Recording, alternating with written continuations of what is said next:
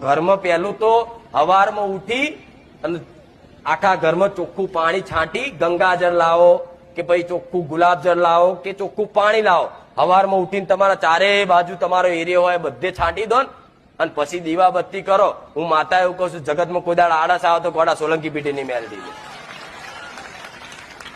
તમારા ઘેર લીમડો હોય કે ના હોય, પણ આ ઉપાય મેં બતાવ્યો જ છે કે ચોખ્ખું પાણી લેવાનું ને એમાં થોડું કપૂર નાખો તોય ચાલે. કપૂર એ શુદ્ધ કહેવાય. થોડું નાખી ભૂકો કરી નાખીને આખા ઘરની આજુબાજુ ચારે બાજુ છાંટો અને પછી દીવાબત્તી કરો.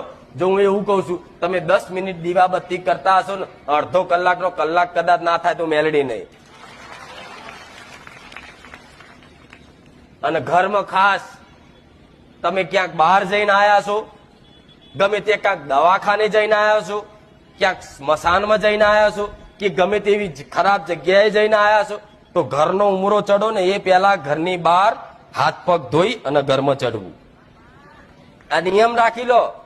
પાડવો જ પડશે. હું એવું કઉ છું કે રેણી કેણી તો આ રેણી કેણી શીખવાડું. પાડવી જ પડશે. તમારી માં જો તૈતરમાં ના આવત મને મેલડીને કહેજો.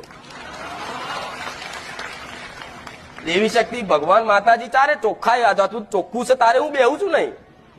હમણાં બધું જેમ તેમ પડ્યું હોય તો મને ગમે પેણ ઉભી રહેવું કે ભાઈ આ ચમનું છે, આ માટી